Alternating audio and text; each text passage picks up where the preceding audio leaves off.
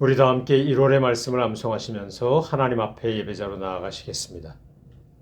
일어나라 빛을 발하라.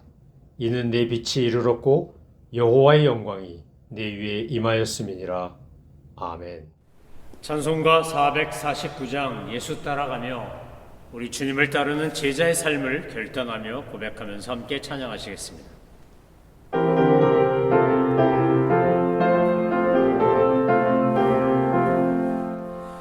예수 따라가며 복음 순종하면 우리 행할 길 왕하겠네.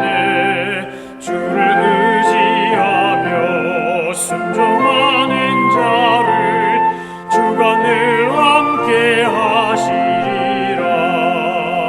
의지하고 순종하는 길은 예수 안에 즐겁고 복된 길이로다. 해를 당하거나 우리 고생할 때 주가 위로해 주시겠네. 주를 의지하며 순종하는 자를 주가 안위해 주시리라. 의지하고 순종하는 길은 예수 안에 즐겁고 복된 길이로다. 남의 짐을 지고 슬픔 위로하면 주가 상급을 주시겠네. 주를 의지하며 순종하는 자를 항상 복 내려 주시리라. 의지하고 순종하는 길은 예수 안에 즐겁고 복된 길이로다. 우리 받은 것을 주께 다 드리면 우리 기쁨이 넘치겠네. 주를 의지하며 순종하는 자를 은혜 풍성케 하시리라. 의지하고 순종하는 길은 예수 안에 즐겁고 복된 길이로다. 주를 힘입어서 말씀 잘 배우고 주를 모시고 살아가세. 주를 의지하며 항상 순종하면 주가 사랑해 주시리라. 의지하고 순종하는 길은 예수 안에 즐겁고 복된 길이로다. 하나님께서 오늘 우리에게 주신 말씀은 요한계시록 12장 13절에서 17절까지의 말씀입니다. 하나님의 말씀을 받들어 읽겠습니다. 용이 자기가 땅으로 내쫓긴 것을 보고 남자를 낳은 여자를 박해하는지라.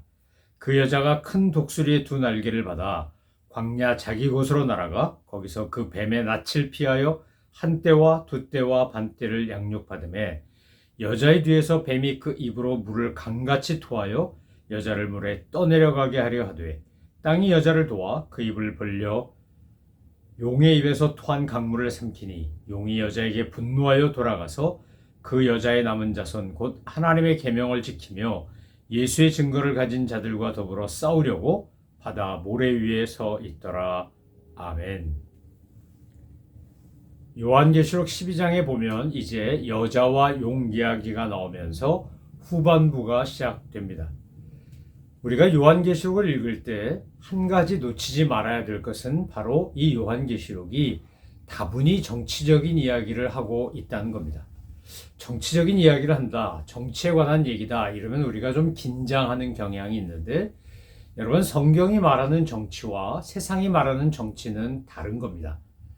우리는 하나님을 정치적인 왕으로 묘사하는 그런 경전을 구약 창세기부터 계시록까지 계속해서 반복하여 읽고 있습니다. 우리가 하나님을 가리켜 왕이라고 말합니다. 바꾸어 말하면 하나님의 주권을 인정하고 하나님의 백성으로서 산다라고 표현합니다. 이건 다 정치적인 표현입니다. 그러니까 정치에 있어서 통치자, 주권자, 권력자가 있고 그의 다스리심을 받는 백성이 있다는 겁니다. 이건 절대 왕권 시대에만 있는 게 아니고 오늘날도 국가를 대표하는 행정수반인 대통령이나 또는 수상과 같은 사람이 있어서 그 나라를 대표하고 모든 행정을 집행합니다.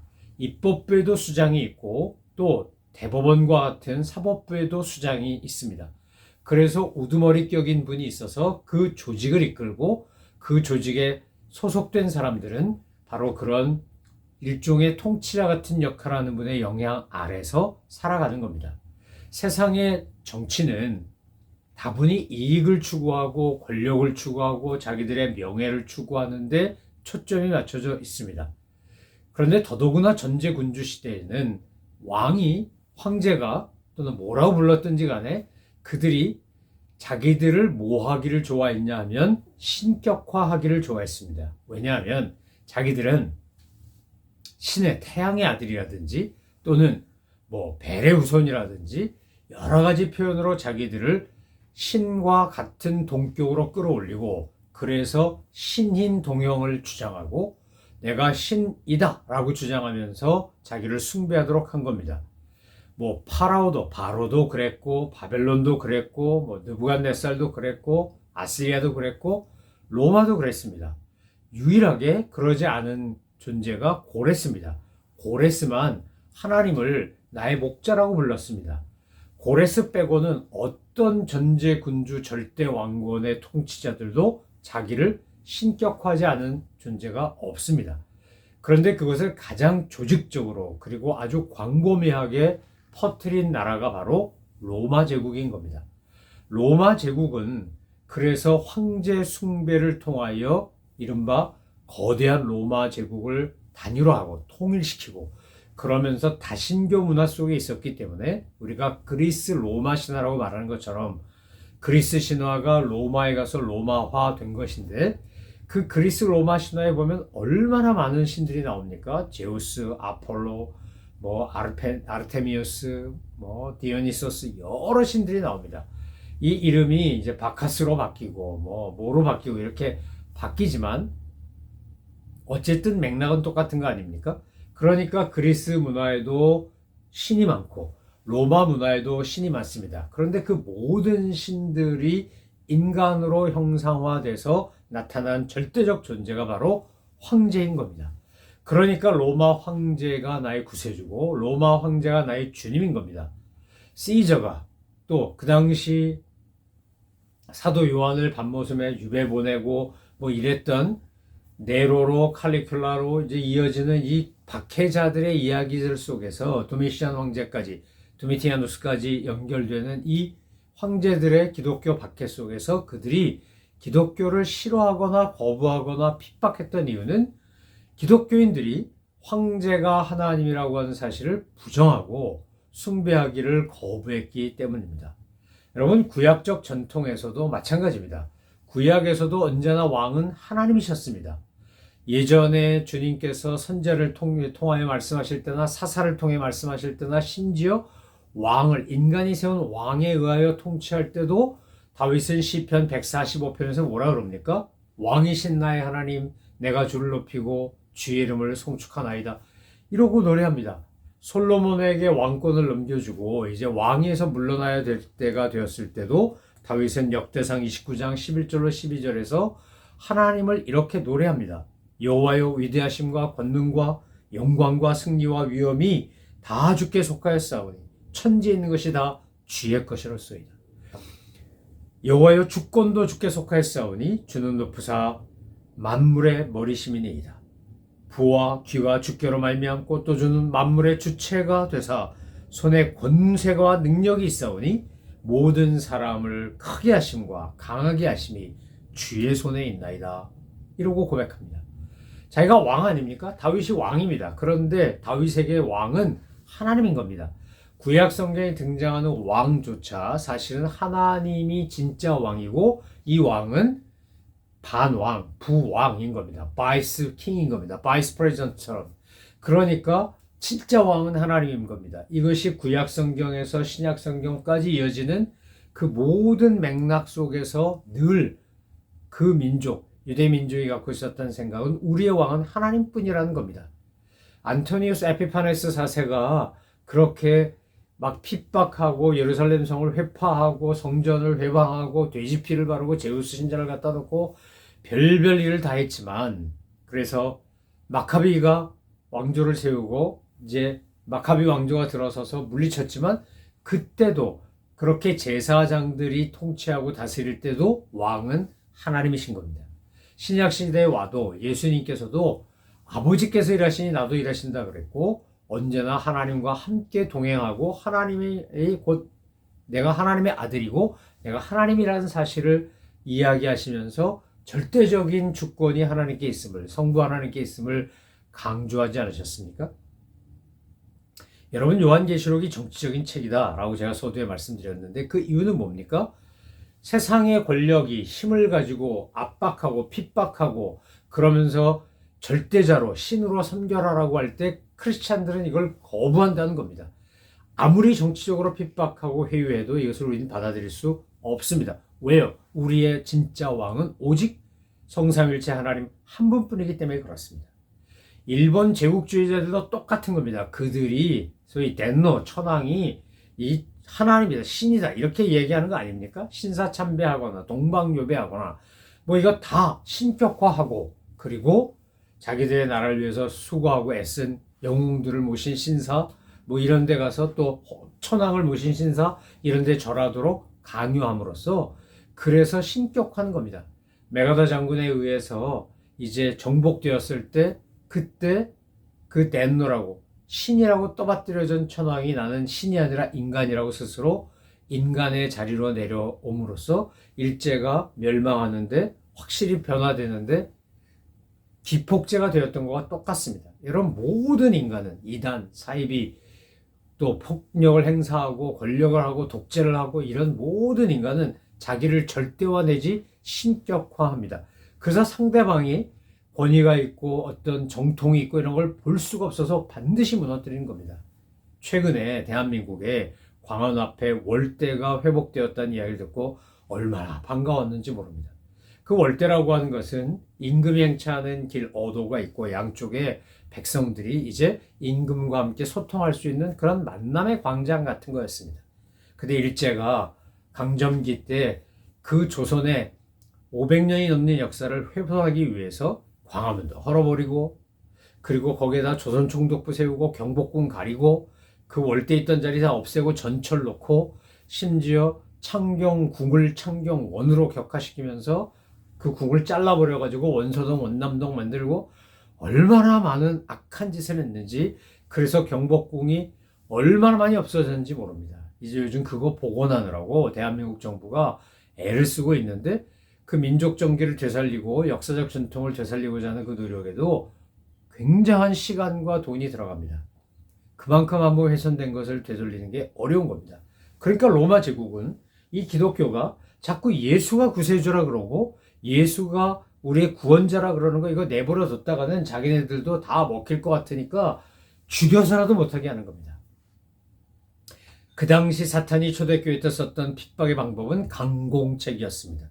요즘 현대사회에서 쓰는 방법은 회유책입니다.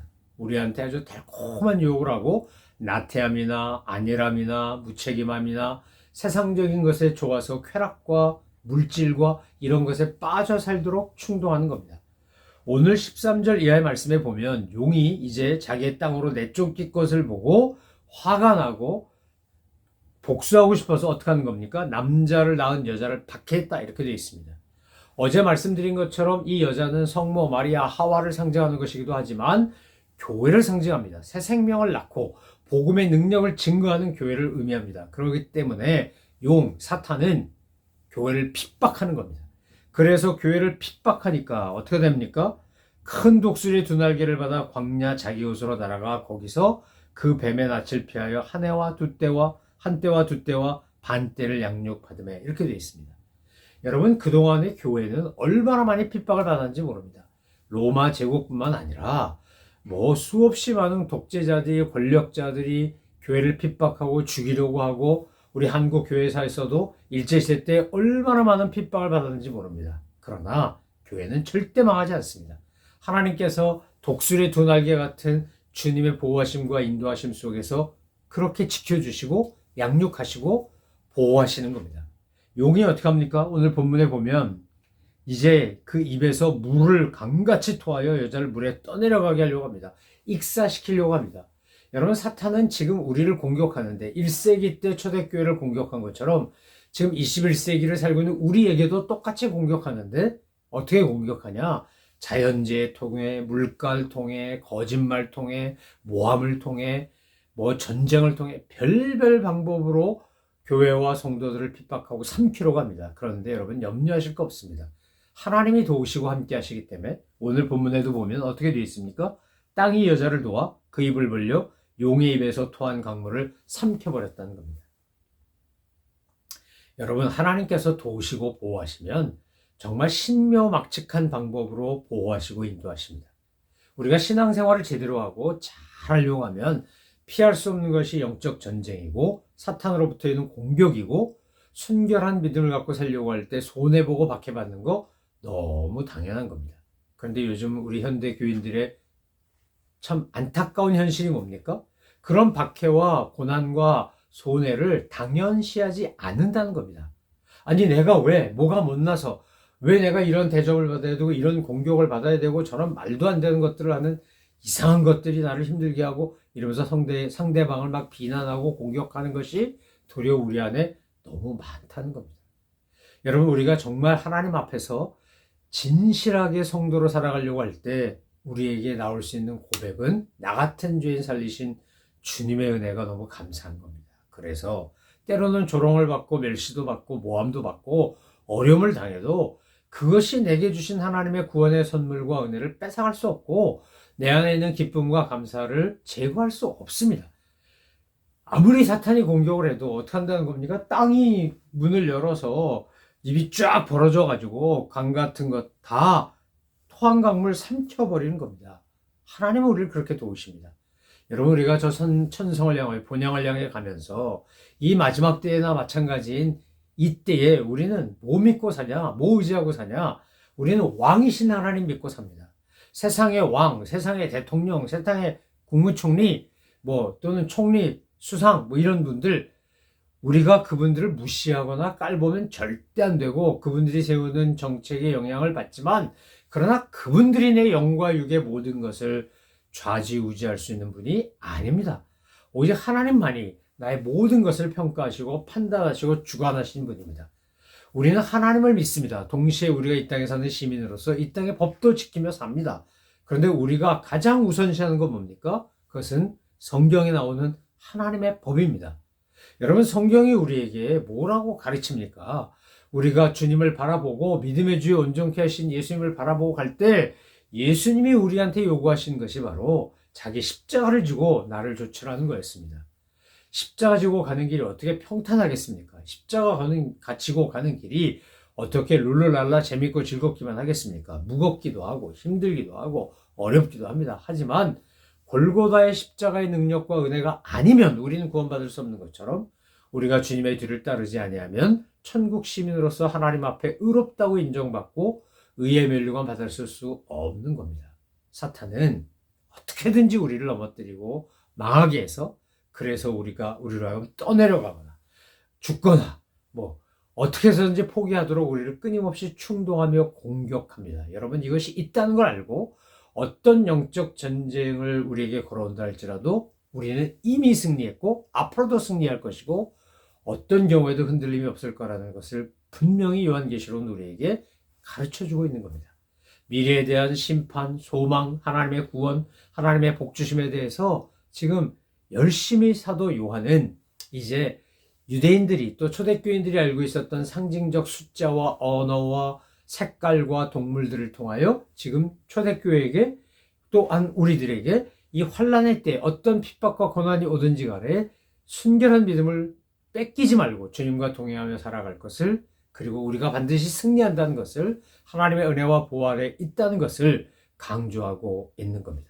사랑하는 성도 여러분, 오늘 용으로 표현된 사탄이, 마귀가 뱀이건 뭐 어떤 모습이었건 간에 다 공격하고 비난하고 조롱하고 멸시하고 헛소문 내고 악한 말하고 별거 다 해도 여러분 염려하실 거 없습니다. 왜요? 하나님께서 물을 토해내면 땅이 그 물을 다 삼켜버리는 거. 또 공격하려고 하면 두 독수리 날개로 피신하여 하나님께서 보호하시고, 주님이 우리를 그렇게 눈동자처럼 보호하시는 겁니다. 우리는 그 은혜 안에 있는 사람들입니다. 그러므로 언제나 변함없이 어떤 경우에도 어떤 상황에도 흔들리지 말고 영적 전쟁에서 승리하고 믿음으로 끝까지 주님과 동행하시는 우리 모든 믿음의 식구들 되시기를 소망하며 축원합니다. 기도하겠습니다. 하나님 아버지, 하나님 백성의 승전가인 요한계시록을 알게 하시고 읽고 묵상하며 공부하게 하시니 감사합니다. 이 말씀 읽고 묵상할 때마다 우리에게 주어진 이미 얻어진 승리의 노래를, 그 승리의 깃발을 부르며 주님과 함께 담대히 영적 전쟁에서 승리자가 되는 저희들 다 되게 하여 주옵소서. 사탄은 이 모양 저 모양 이 방법 저 방법으로 저희들을 꺾어 놓으려고 그러고 떠내려가게 하려고 그러고 실족하고 시험 들게 하려고 하지만, 하나님 주님께서 두 날개로 지키시고 땅이 물을 삼키는 것처럼 신묘막측한 방법으로 보호하신다는 것을 깨닫고 날마다 주님과 함께 믿음으로 승리하며 주님과 함께 기쁨으로 저 천성 향해 나아가는, 그래서 소외되고 약하고 낮은 곳에 있는 자들을 사랑으로 섬기는 저희 모두가 되게 하여 주옵소서. 감사드리며 예수 그리스도의 이름으로 기도 올려옵나이다. 아멘. 하늘에 계신 우리 아버지, 아버지의 이름을 거룩하게 하시며 아버지의 나라가 오게 하시며 아버지의 뜻이 하늘에서와 같이 땅에서도 이루어지게 하소서. 오늘 우리에게 일용할 양식을 주시고 우리가 우리에게 잘못한 사람을 용서하여 준 것 같이 우리 죄를 용서하여 주시고 우리를 시험에 빠지지 않게 하시고 악에서 구하소서. 나라와 권능과 영광이 영원히 아버지의 것입니다. 아멘.